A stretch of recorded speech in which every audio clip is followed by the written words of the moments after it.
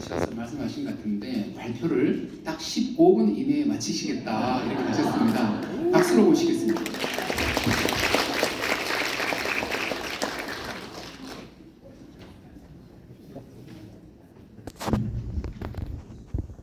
예, 방금 소개받은 동국대 불교학술원 한국불교 인문학과 교수 김용태입니다.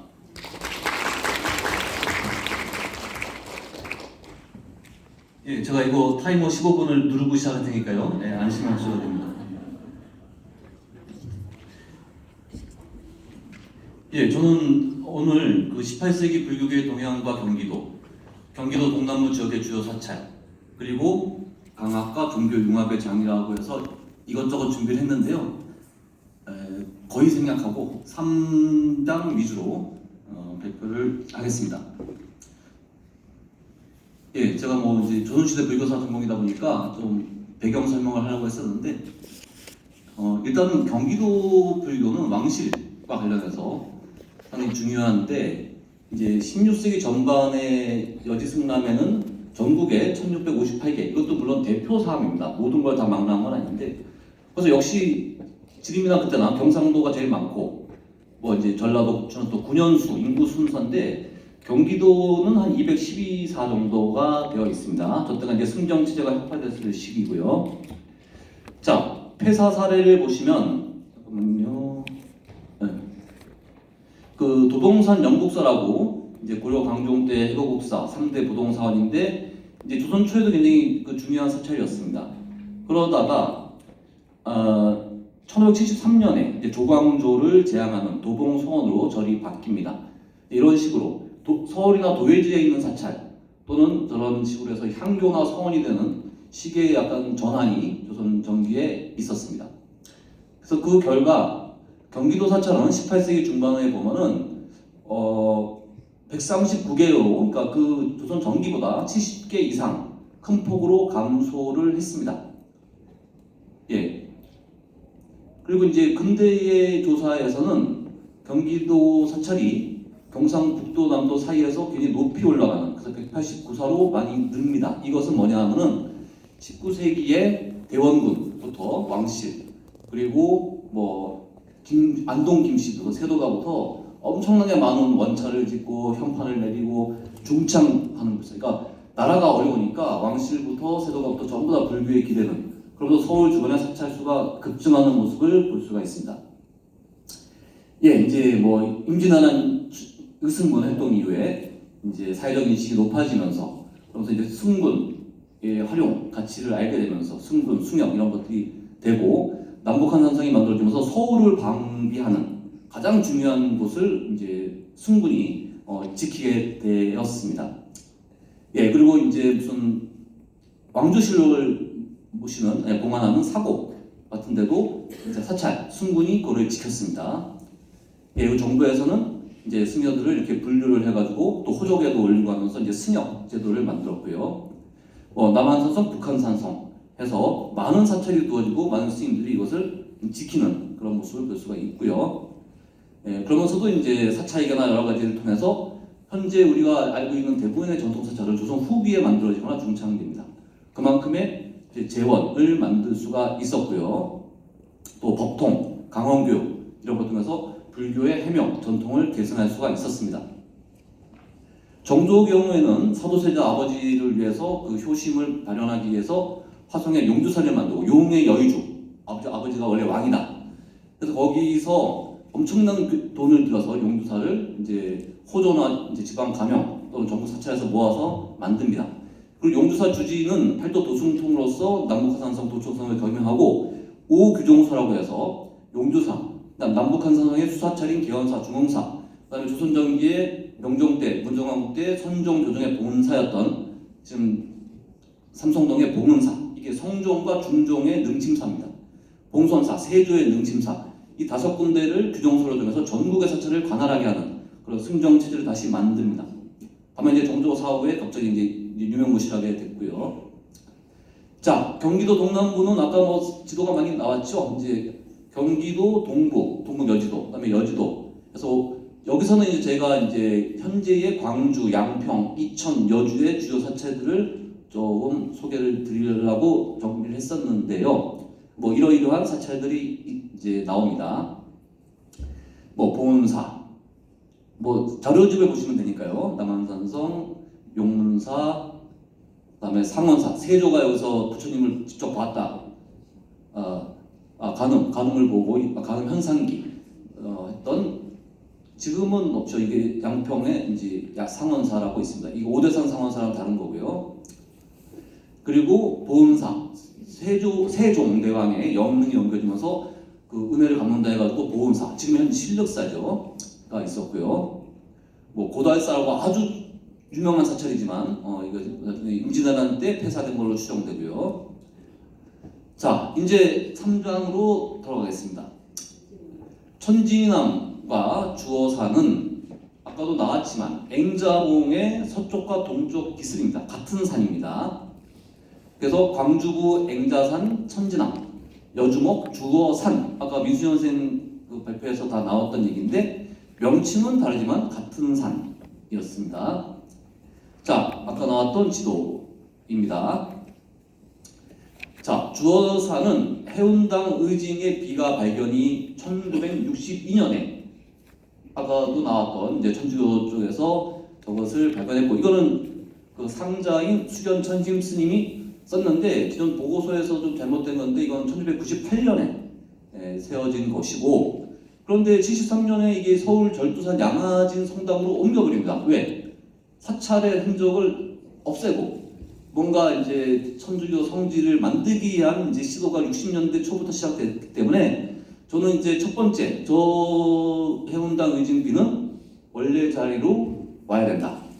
저게 왜 저기 가 있습니까? 저건 굉장히 중요한 사실이라서 주어사가 사찰이라는 걸 증명하는 거기 때문에 저거는 가져와야 된다. 저기 있을 이유가 전혀 없죠. 이게 일본이 우리 걸 뺏어간다 이거 문화재 하듯이 저거는 뺏어간 거죠. 어떤 근거로 가져가는지 모르겠고요.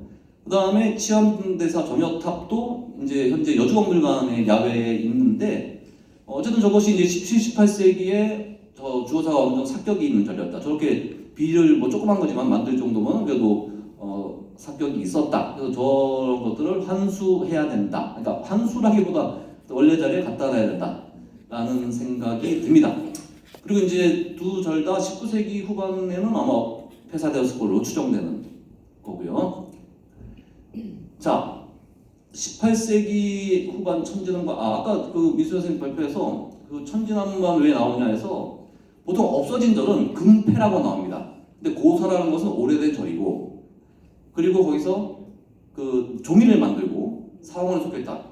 그러니까 조선시대에 이런 지도를 만들 때는 아주 크고 유명한 사찰 외에는 이제 승역을 진다거나, 그러니까 국가에서 관리하기 필요한 그런 사찰들만 지도에 올라갑니다.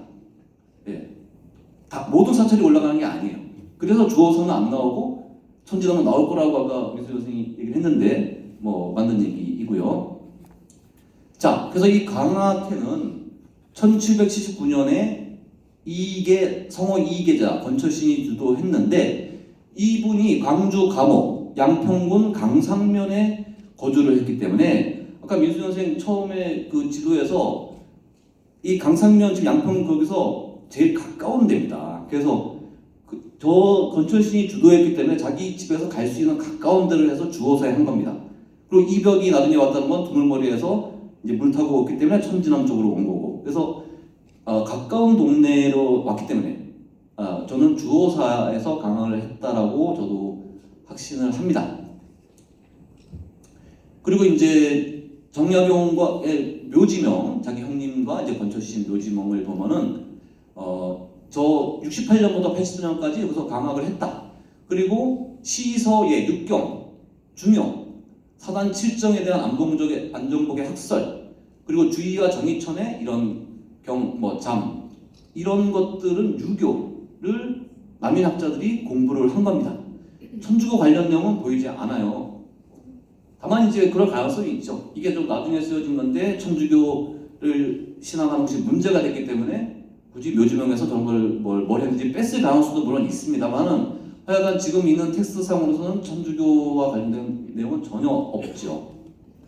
그 왜 저기를 성지 또는 발상지라고 주장할까? 바로 이 샤를르 달레의 한국천주교회사에서 10여일에 강해서 그래서 뭐 여러 가지 하는데 아침 저녁으로 엎드려 기도했고 매일 7일 간격으로 그러니까 기독교식으로 일주일씩 하면서 쉬면서 묵상을 했다는데 문제는 이 샤를르 달레는 한국에 조선에 온 적이 없고 프랑스에 있던 사람입니다.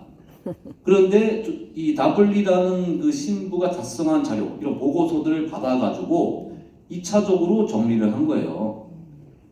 그리고 조선에서는 어떤 저런 기록도 없는데 뭐 연도도 좀 틀리고 그러니까 어느 사찰에서 서학 공부와 천주교 신앙을 했다고 하는데 이거는 저 책에만 나오는 내용이고 여기에서 와보지 않은 사람이 이쪽에서 본 보고서를 가지고 썼기 때문에 믿을 수가 없다라는 것은 분명합니다. 그래서 저거를 기준으로 해서 남인학자들이 모여서 유교 경서를 공부한 거는 팩트인데 거기서 뭐 서학이나 뭐 천주교 책을 읽을 수도 있어요. 하지만 저렇게 실천을 하고 신앙을 하고 무슨 세례를 받는다는 거는 일단은 전혀 확인되지 않는다라는 거는 분명한 사실입니다. 자, 여기서 아까도 나왔던 내용인데 바로 이 벽이 그 두물머리로 해서 깜깜한 밤에 승려들을 깨워가지고 기도하는 이거는 바로 천지남에 가까우니까 천지남에 갔다가 이 절이 아닌가벼 해가지고 받은 스님들 왜냐면 지역 조미도 만들고 하니까 스님들이 많이 있었겠죠. 그래서 안내를 받아서 넘어가서 주어사도 갔다 라는 것을 우리가 여기서 알 수 있습니다. 그리고 아까도 나왔지만 뭐 7일, 14일, 21일, 28일 이렇게 오래 저기서 있지는 않았었죠.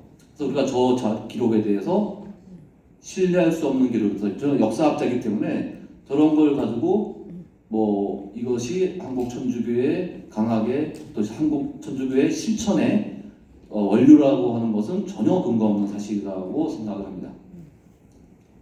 예, 정약용의 자료들은 뭐 이런 것들이고요. 아까 나왔던 내용과 마찬가지로 그렇습니다. 자, 제가 말씀드리고 싶은 거는 조선시대의 불교는 전통의 안에 있었고 유교와 함께 그 어떤 사유 또는 지식인들의 교류에서 굉장히 중요했고 또 왕실부터 일반 서민부터 사대부들도 죽음의 문제, 효를 현재만이 아니라 내세까지 부모에 대해서 실천하기 위해서 불교를 중시했습니다. 우리가 천주교나 이 개신교가 들어오기 전에 조선인들은 부모에 대한 죽음의 문제를 불교를 통해서 해결했습니다. 유교는 그렇게 하지 않거든요. 기가 흩어지고 막 없어진다고 하기 때문에. 자, 조선 초부터 사가독서, 관료에게 공식 휴가를 줘서 공부하고 할 때 세종대에 아시는 신숙주, 성산문, 다 북한산, 진간사, 장의사 이런 데서 공부를 합니다. 정식 휴가를 받아서 절에서 뭐 서거정도 뭐 이렇게 해서 여흥, 여주, 원주, 뭐 충주 여기서 여러 산사에서 글을 읽었다 하면서 뭐 많은 그 교류를 하고 스님들하고 이런 내용들이 많이 나옵니다.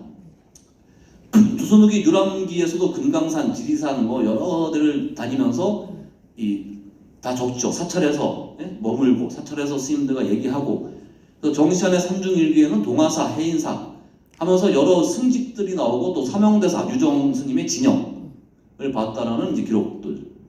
또 북한산은 서울의 명승지였는데 1711년에 북한산성이 지어지면서 서울을 방어하는 군사 요새지로서 그것도 하나의 볼거리로 묘사되는 모습을 볼 수 있고 뭐 홍만종의 순호지에 보면 부유계의 취미수초 스님 아주 고승인데 저분하고 송미사 법조사인데 거기서 서방 정토와 도덕 등을 담론했다.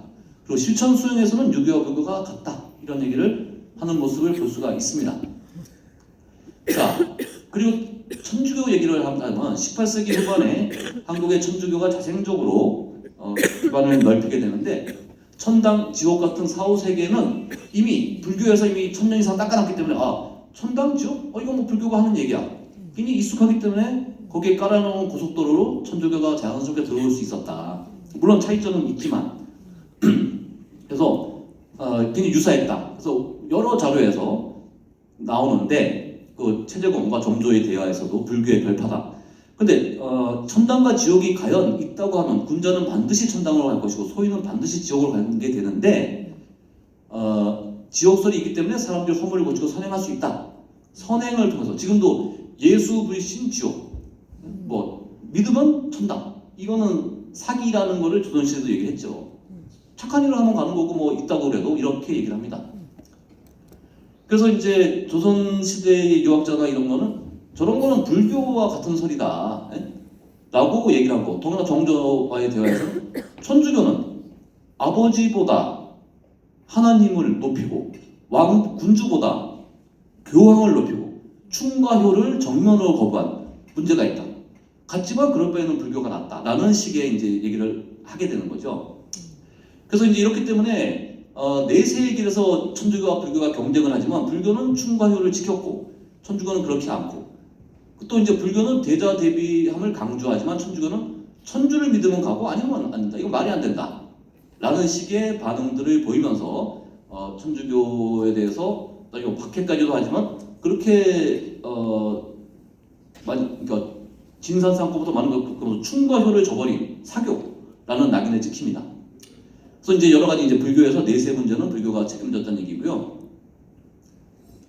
자, 마지막 결론입니다. 제가 지금 시간을 예고 들었기 때문에 이제 그 종교학자인 박존천 선생이 전에 주어사 그 세미나 때 자료집에서 천주교에 대해서 배타적 접근을 경계하고 포용과 공유의 공존형 종교 성질을 지원하면서 천주교에서 주어서를 전유하라는 것은 종교 간 갈등을 부추기는 배타적, 대체적 뒤에 나오는 저 내용은 깨끗하게 없애버립니다. 그러니까 불교 흔적을 지워버린다라는 내용입니다. 자, 조선 후기의 불교는 또 유교는 전통의 주축으로 공존해왔고 사찰은 현세의 복을 빌고 내세의 길을 지향하는 종교의 거점입니다. 각 지역사회에서. 그리고 승가속이 교류하는 정보 교류와 소통의 장입니다. 또 조선조 500년간 천진남 주어섭과 마찬가지처럼 지식인들의 독서와 토론의 공간이었습니다. 그래서 불교뿐 아니라 유교, 천주교까지 만약에 포함한다고 할 수 있는데 다양한 사상과 종교의 흐름을 교차되고 그러한 복합적 사유의 향연이 벌어진 곳이었기 때문에 우리는 주어사를 앞으로 사찰로 복원을 하고 개발을 하면서 바로 불교의 포용성, 여기서 서학도 공부할 수 있다.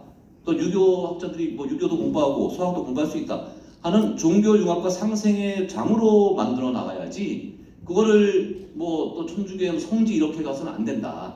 그래서 비도 다시 갖다 놓고 그리고 이 불교야말로 한국 전통의 주축이면서 모든 것들을 다 포용하고 받아오면서 1500년 이상 이 땅을 지켜왔다라는 얘기를 할 수 있어야 된다라고 생각을 합니다. 예, 이상으로 마치겠습니다.